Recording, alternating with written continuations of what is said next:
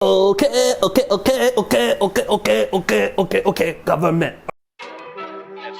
Just another day in these filthy All right, so let's talk about bias for a second, right?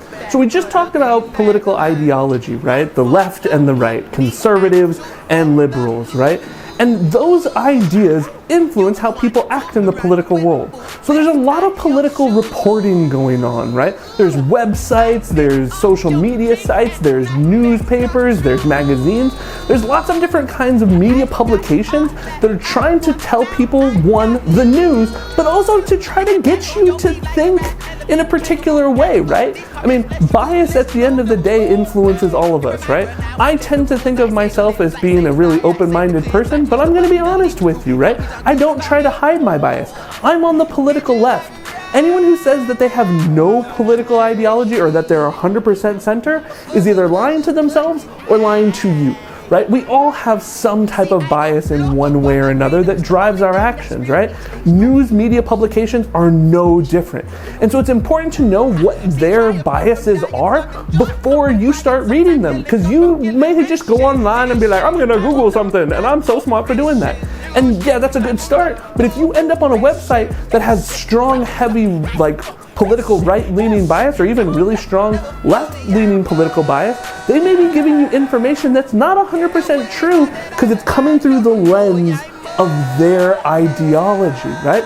So this assignment's kind of designed to get you to take a deeper look at who you're reading and what kind of ideas that they have, right? So I've given you two different infographics. The first one is really kind of, I think, a little bit easier to understand. And it's got several columns, right? Starting with the far left and working your way all over to the far right, right? In them, they have the logos of different news media publications, right? These news media publications fall on the left, leans left, center, leans right, and is far right, right? And just so you know, when you're looking up that information, say you're looking up an article on immigration, or maybe you're looking up an article on coronavirus, like I'm gonna ask you to do in a minute. Just know that when you find the information on the right or you find the information on the left, they're going to be saying slightly different things even with the same data, okay?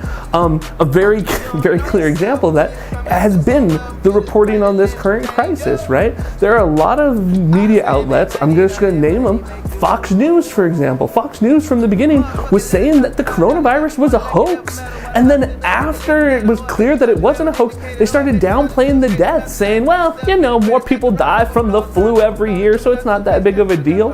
And then putting out false reports about them already having vaccines ready. On the political left, right, if you go to the extreme on MSNBC, right, you have people that have, from the beginning have been kind of calling alarms, and they may have been doing it before it was actually time to be making those calls. So it's up to you to kind of be a little bit more conscious, and when you're looking at political media, understanding where it's coming from. So that takes me to the second infographic. The second infographic, you can kind of see that all of the names fall on a curve. It still has the columns from left to right, right? The furthest left to the furthest right, but it also scales them from top to bottom. Now the bottom tier being just fake news, like actual fake news, like I'm not saying that to be like Trumpian, like they're news outlets that just make things up.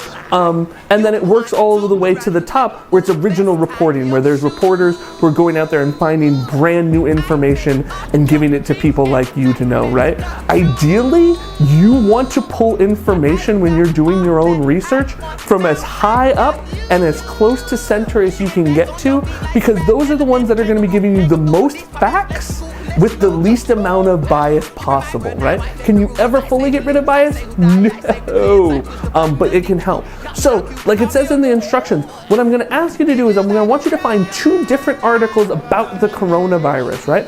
One of them I want it to come from the political right, and one I want to come from the political left. And then all you need to do with it is I want you to read both articles, and I just want you to compare them. I don't need you to tell me what 100% what they say. I don't need a summary of them, but I want you to see how are they similar and how are they different, okay? Good luck.